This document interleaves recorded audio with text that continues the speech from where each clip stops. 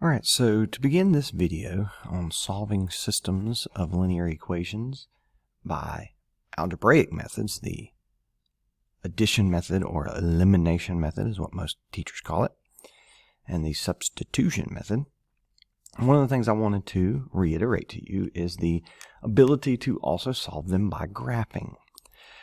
On your activity with Desmos, you should have seen that when two lines intersect each other, the solution of both equations is where they intersect. So I'm going to do one quick one by hand here. Y equals x minus 2 and y equals negative x plus 4. So again, a system of equations is when you have a group of equations with the same variables. And so when we are trying to solve those, we are looking for the answer that works for both equations.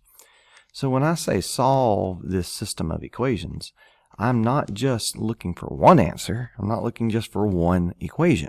I'm trying to find the solution that works for both of them. So y equals x minus 2 and y equals negative x plus 4. So let's begin with the first one here. Y equals x minus 2. You begin that graph at negative 2, and then you move up 1 over 1. That's using my y equals mx plus b, my slope-intercept form, to make my graph and connect my dots. Once I have this equation graphed, then I'm going to look at the other one. So when we look at the other one, it begins at 4, so I go up to 4, my y-intercept. The slope is negative 1, so I move down 1 over 1, down 1 over 1, down 1 over 1. And you can see exactly where those two lines intersect if you're paying attention to the slope. And that's the importance of making sure when you're graphing one of these linear equations we talked about before, that you extend that slope out because it goes all the way across the graph. This point right here, the point 3, 1, is the point where both lines touch. In other words, it's the point that is the solution to both equations. So 3 for x, 1 for y would make this equation be true. It would be 1 equals 1. 3 for x here and 1 for y here would make this equation be true. So the solution that works for both equations is the point where it crosses. The problem is sometimes we run into equations and situations with systems of equations that are a little bit uglier numbers and we don't want to graph. Or maybe we don't have access, like you had the other day, to Desmos. Maybe you are in a situation where you need to find a solution without going to a calculator. Now, granted, you're still going to have to do some multiplying and adding and subtracting, but you are able, I should say, to find a solution to a system without a graph as well. And so what we're looking at today is those two other methods. The first one we're going to look at is solving a system of equations by the substitution method. The substitution method is exactly like it sounds. It focuses on this word right here. You are substituting things that you know from one equation into the other equation. I'm not going to bore you to death by going through all 5 of these steps. If you want to write them down, you can. This is your opportunity to pause the video and write your own notes if you'd like. But I'm going to go through these steps with an actual problem. So step number 1 on the substitution method is solve one of the equations for one of its variables. So you pick an equation and solve it for a variable. And it doesn't matter which variable you choose. So when I look at these two equations, I pick a variable. And I pick an equation and solve it. Personally, on this problem, I would take that first equation, negative x plus y equals 1, and I would just do the simplest variable by adding x, and I have 1 plus x. Now y is by itself. So that's what step 1 says. Solve one of the equations for one of the variables. Step number 2 says, now that I've got this variable solved for, I'm going to substitute the expression from step 1 into the other equation for the variable that you solved for in step 1. That's a bunch of words to say this. You have 1 plus x. That stuff, I know that's real mathematical, right? That stuff is equal to y. So this expression is what it's talking about. If that is equal to y, what I can do to find the solution that works for both equations is I can plug this stuff in for y in the other equation. That's the key step for the substitution method, is that you plug that 1 plus x where the y is in the other equation. Essentially what you're trying to do is you're trying to find where they intersect, where they have the same variable for y and x. So, since we have y equals 1 plus x, we substitute 1 plus x in for y, and then we have this equation now that only has one variable. And so we solve this equation. Notice there's nothing in front of the y, so you don't have a number that you need to multiply. It's just 1 times 1 and 1 times x. So all I have to really do here is do 2x, and 1x is 3x. Just collecting like terms. Then I subtract 1 on both sides, and that gives me negative 3. And then I divide by 3, and I get x is negative 1. So what I just showed you here is what is step 3. I solved the new equation I got for the other variable. So I get this new equation here, and I get x. So now I literally know half of my answer already. I know that x is negative 1, but I don't know what y is. Remember, the solution to a system of equations is the point where they both cross each other. So now I need to find the y value. So step number 4 says substitute this value from step 3 into the revised equation from step 1 and solve it. In other words, fancy way again of saying here, because this right here, you know x is negative 1, I can go over here to this equation that I solved in step 1, because remember, we're trying to find what works for both equations, not just the second one, not just the first one, both of them. We take negative 1 and plug it right there, and I get 1 plus negative 1, which is 0. So my y value is 0. Step number 5 is not a required step, but it's a pretty good step, especially if you're one of those people that always wants to know, did I get it right? You can check the solution by plugging it in and seeing if it works. If you plug in negative 1 and 0 right here, you're going to get 1, because negative times a negative, plus 0 equals 1. If you plug in negative 1 and 0 here, you're going to have 2 times negative 1, which is negative 2, plus 0 equals negative 2. It works for both equations. So because you're using the equations to help solve each other, basically, the substitution method, you're finding the solution that works for both of them. This method is great because I didn't have to graph these things to find that answer. Although, if I did graph them, guess what? They would cross at negative 1 and 0. So the substitution method says pick a variable and solve it. So let's do it again. Take a look at this one. The second equation has x minus 4y equals negative 1. In this equation, if I add 4y, I get x equals negative 1 plus 4y. Notice I don't have to solve for y first. I can solve for x first. And that kind of messes with some people's brains sometimes. They're like, this looks weird. I'm supposed to solve for y, because they're so used to the slope-intercept form. But you can actually solve this thing for x. And now the substitution method step 2 says, plug this into the other equation for the variable that you solved for. In other words, I'll say it again, this expression, this stuff, is equal to x, so I put it in for x in the other equation. Please make sure you do plug it into the other equation. Then I have this 2. I plugged in my stuff for x plus 2y equals 3. Now I can distribute this, and I have an equation now that only has y's. I can continue to find the solution and solve this equation. Now this one is going to have a slightly ugly answer. You got 10y when you add 8y and 2y together. You add 2 here, you add 2 here, you're going to end up with 10y equals 5. Then you divide by 10, you divide by 10, you get y equals 1/2 or 0.5. This is one of the reasons we want to have other methods, because if I'm graphing, if I'm not using Desmos, then I may be just a little bit off on my graph and not be able to see that it goes through a half for y. So the beauty of this algebraic method is I get this exact answer, and then I can plug this in over here, and I can find the answer for x.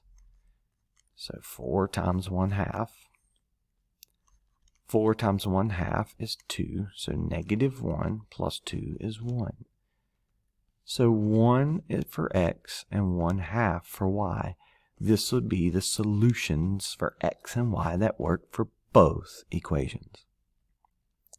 So what this gives me the ability to do, like I said, is to solve some problems that have a little bit uglier numbers sometimes, or to solve problems that don't graph quite as easily. Typically, I use the substitution method when I know there's an easy variable to solve for, like in this particular problem, x was easy to solve for at the beginning. If there's not one, I use the other method we're going to look at today called the addition method or elimination. I always forget because I learned it as the addition method. So let's look at another substitution method before we go. All right, so let's take a look at this guy right here. So if I look at this guy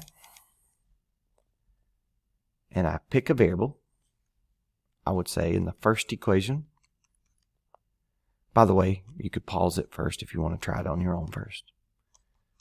I get 1 plus y. I substitute this into the other equation for x because that's what I solved for. That's what x equals. I distribute the -3, multiplying, and something happens here. That's interesting. The y's cancel, and I get -3 equals 3, which is not true. What does that mean? What that actually means in the situation for a system of equations is that there's actually no solution to this problem.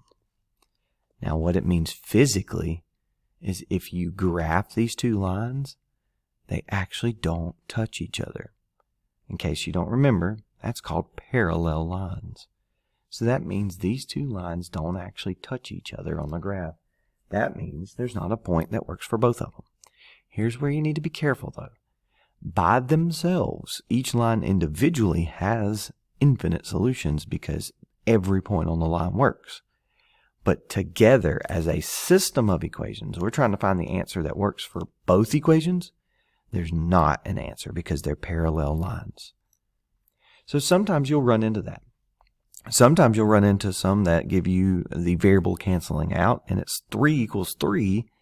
That would be true. That's the infinite solution problems where the actual equations end up being the same line when you graph them.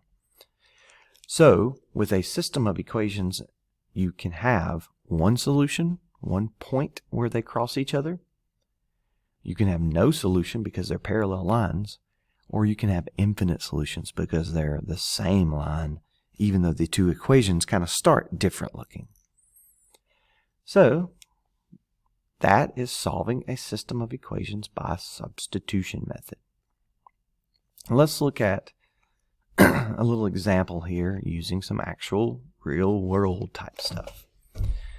So this particular example says, in one day, the National Civil Rights Museum in Memphis, Tennessee collected $1,590 from 321 people admitted to the museum. The price of each adult admission is $6. People with the ages of 4 to 17 pay the child admission $4. Estimate how many adults and how many children were admitted that day.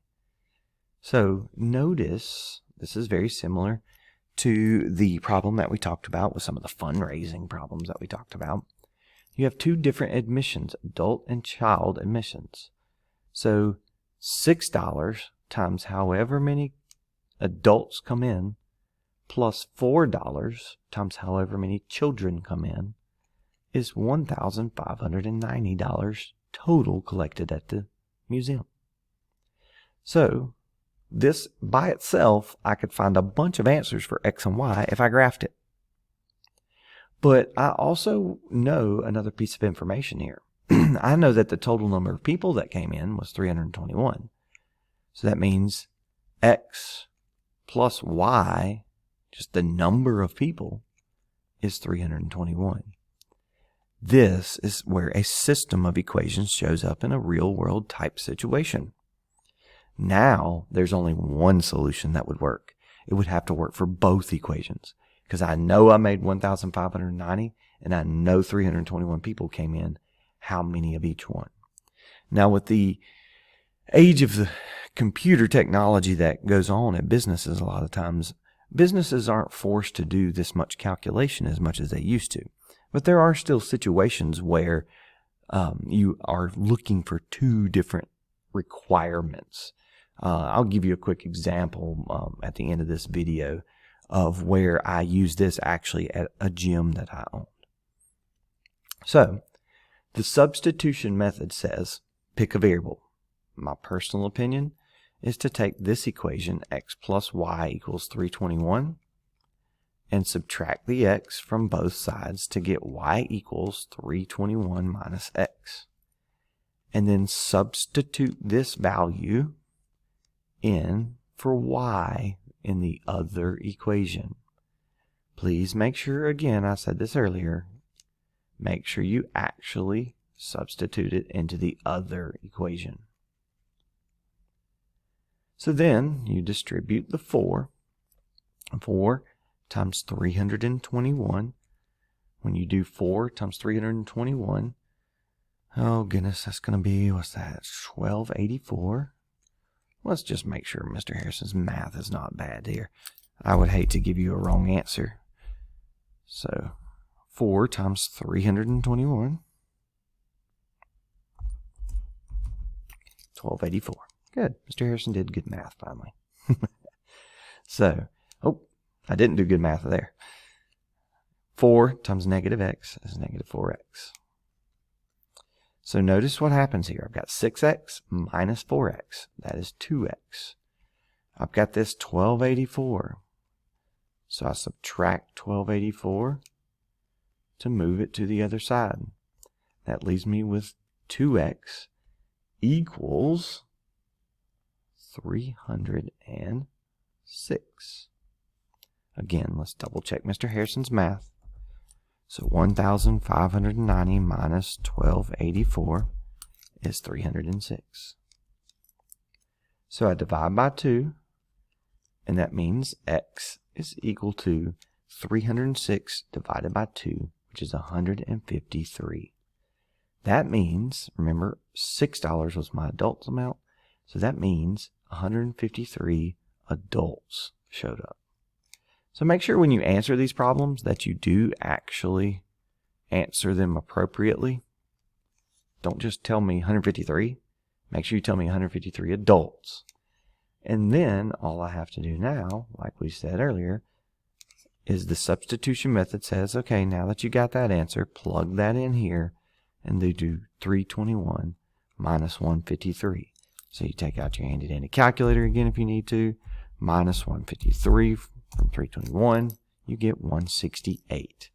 So 168 is my y value. In other words, the y value, remember, corresponded with the $4 admission. That's 168 children.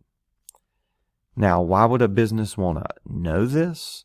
Because then they know how to market. If I'm seeing more children here, that probably means I'm getting some school groups coming in more than families. if I was looking at families, I'd probably more likely see more adults than children. That's not always perfectly the case, but when somebody owns a business, they use things like this to help them make decisions about their business. So that is the substitution method. Now what we're going to do is we're going to look at another algebraic method. When you get into systems of equations like this that have really big numbers, even the substitution method becomes sometimes a little unwieldy. Now, sometimes the substitution method, sorry if I can talk, guys, the substitution method is perfectly set up. I mean, if you have problems like this right here, and you have an easy, quick divide by 5, you get y is 3, you plug that into the other equation there, that's definitely a time to choose the substitution method. But sometimes the substitution method is not the most efficient either. For instance, this particular problem right here would have a value for x, I think, is 63, and a value for y is 21. You're looking at large numbers for your x and y even. Definitely not graphing. And the substitution method would come a little bit ugly if you didn't choose the right variable to solve for in this particular problem. So there is another method. This method is called the addition method. Again, if you want to pause the video because you want to have these notes written down, you can. I'm going to save you by not boring you to death with taking the time to read every single one until I actually do a problem. So the step one of the addition method, and guys, again, I apologize because I always call this the addition method. The elimination method is another name for this method, and this is probably the most proper name for it. But when I was in Algebra 1 myself, this is how I learned it. I learned it as the addition method, and it just gets stuck in my head, and I can't get it out sometimes. So what you do basically is you have your two equations. The first thing you do is you notice that, well, the substitution method wouldn't work good on this one. So this is where the addition method is helpful. So I take this and I first line up the two equations. In other words, I line up the x's together in a column, the y's in a column, and the numbers in a column. This is what step 1 says when it says arrange them in like terms in columns.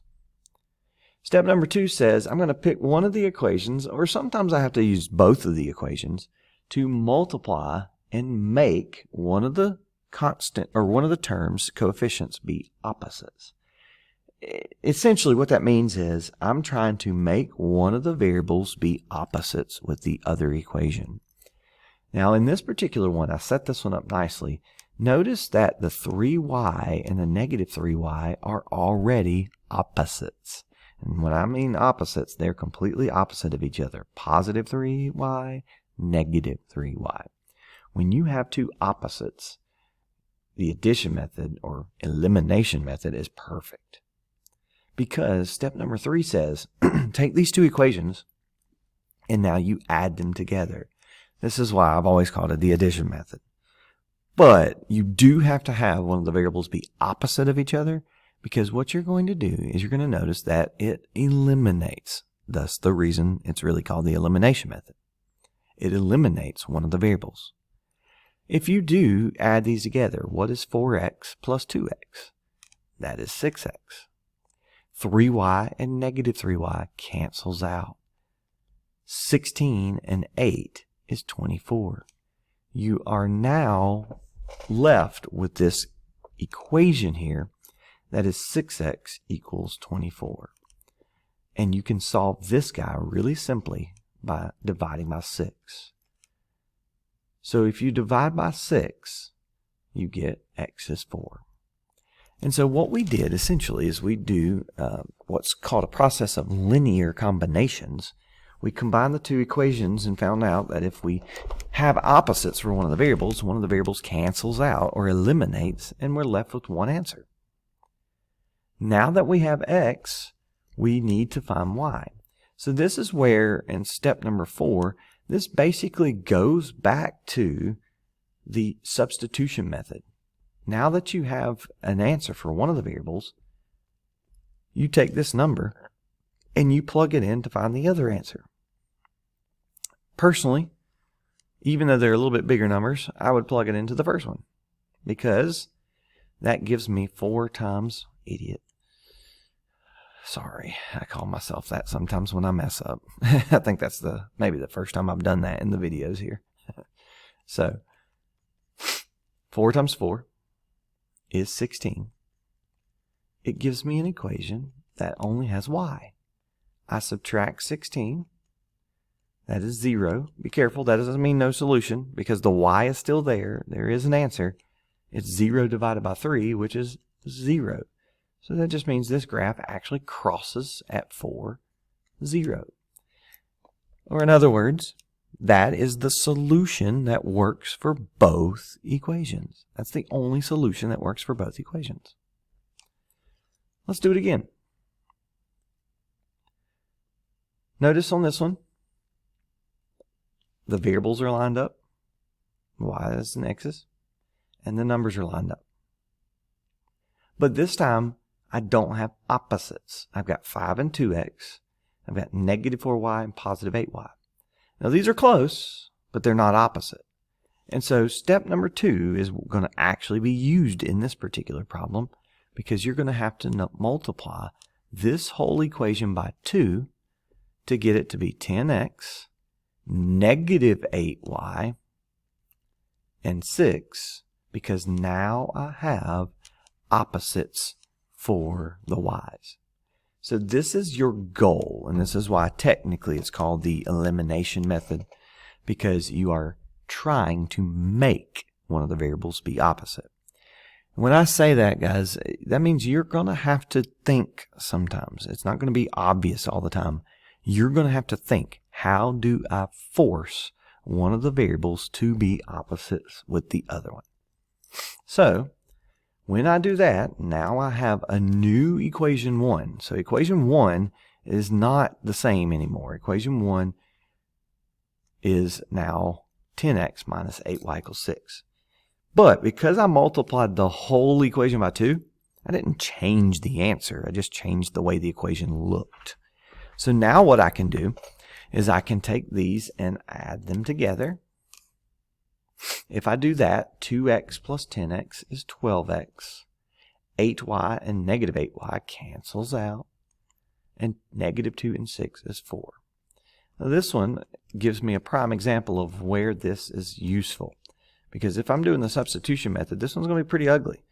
Especially because the fact I'm going to get a really ugly answer here of 4 over 12 or 1/3. 0.3 is a decimal repeated forever. But I want to try to stay as exact as possible, so I'm going to leave this as 1/3. So now that means I need to find the answer for that one, so I'm going to substitute this one in. Now the addition method does say that I could take this back to the original equation 1, or the new equation 1, or equation 2. Personally, I think this one works out better if you plug it into equation number 2 here. That's up to you though. You plug in 1/3 for x, and you find what y is. Now, for the sake of time in this video, I am going to do some of this multiplication and fraction stuff in my head, but you can always use the calculator. 2 times 1/3 is 2/3. If I take 2/3 and I move it over here by subtracting 2/3 from negative 2, that is going to give me negative 2/3, which is actually negative 2 minus 2/3, which is actually negative 6/3 minus 2/3, which is negative 8/3. Again, use the calculator if you need to. I divide by 8 on both sides, and I get y is equal to negative 1/3. Think about it this way: 8/3, your 8/3, you have 8 of them, divided by 8, there's one of those 8 times. So that's why this is negative 1/3. But you can also use a calculator. So my x was 1/3, my y is negative 1/3. This one would not be pretty with the substitution method or the graphing method. And this is where the addition method comes into play. If I can get things to cancel out pretty quickly, then I have the addition method. This one tends to be my favorite. It's the one that I use the most when I'm solving systems of equations. Like I said, I'm going to show you an example of where I use this at my gym. So, any questions here, make sure you send me a message. All right. So let's do one more that's a little different here. Notice on this one, the plus 5x would have to move this over here to get the variables to line up. This one is not lined up yet. So I could add the 5x over here and put 5x plus 2y equals 12. The other option is I could subtract the 3x over here and make it line up with this one. Most people find it easier if your x's and y's are on the same side. Notice the positive 2 and the positive 2 are not going to cancel out. So I would need to multiply it by a negative to get it to be negative 3x, negative 3, sorry guys, negative 2y, and then negative 8. Now I can add those two equations together. 5x and negative 3x is 2x. 2y and negative 2y cancels out. 12 and negative 8 is 4. So I divide by 2, and x is equal to 2. Now that I have x, I can find my y. And you can actually go back to the original equation over here, and it works out pretty well because it's almost got y by itself. So I do 12 minus 5 times 2, which is 10. So 12 minus 10 is 2. Divide by 2, and I get y is equal to 1. So x is 2, y is 1.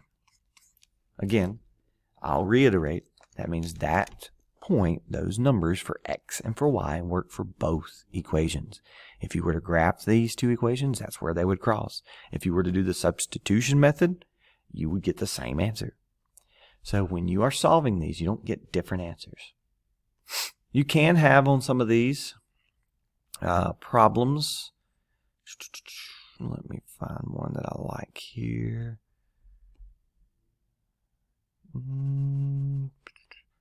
Actually, I'm just going to make one up here right on the fly. You could have problems. Let's say you got 2x minus 4y equals, let's see, 6. And I'm actually going to make this one real easy here. Let's say you have 2x minus 4y. Oh, let's not do that. So we end up with negative x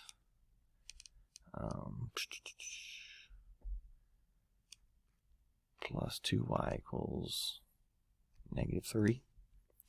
If you multiply this one by 2, you would get negative 2x, positive 4y, and negative 6. You're going to end up, when you take that first equation, you add it to your new second equation, the x's are going to cancel, the y's are going to cancel, the 6 and negative 6 are going to cancel. That means you have nothing here and you have nothing here. Notice what that means. If those two lines cancel out completely, nothing left, that means that I actually have infinite solutions because these two are the same line. Just like we did with the problems that were solving systems by substitution, and we got the kind of weird answer over here. Oh goodness, going to the wrong spot. Sorry guys. Where you had negative 3 equals positive 3, and we had no solution because those would be parallel lines. With a system of equations where you get the same thing like this, 0 equals 0, that's infinite solutions. That means both the lines would be the same. And you'd get the same thing to happen if it was substitution method as well. So what I'm going to do is I'm going to end this video with talking about a couple more things with little word problems. Specifically, I told you I'm going to show you something that I used when I was dealing with my gym. Remember, I think in one of the previous videos I told you I charge $90 a month for one type of membership, $45, $75 a month for another membership, and I would like to typically make around $4,050 every month. Then I know that I have enough classes and spaces at the gym, you know, class times and things like that, that if I am doing that, I cannot have more than 50 people. I'd like to keep 50 people because that assures typically that I'm going to make the money that I want to make. But notice that gives me two equations where I have the money requirement and I have the people requirement. As this is where people use systems of equations in a real world situation. What I did was I was able to solve this particular system of equations. I would probably on this one use negative 75 times this one to make this into my addition method. Negative 75 times 50. Negative 3,750. The y's would cancel. Leaves me with 15x equals 300. I divide by 15, and that tells me x needs to be 20. And so since I have 50 people, y would have to be 30. So again, 20 and 30 would be my solution. But that means I would need 20 at $90 and 30 at $75 to get 50 people and $4,050. That's what a system of equations is really used for, to help me when I have multiple requirements. Now you could get into higher amounts of these with more variables and more equations. There's a whole course that I took in my mathematics education program where I did what was called linear programming, and I had to go through and I had to solve systems that had up to like 13 variables. That can happen. So solving for 2 variables like we're doing in this class should be something that's a lot simpler, but yes, you're gonna have to do some work. So let's look at a couple of other problems.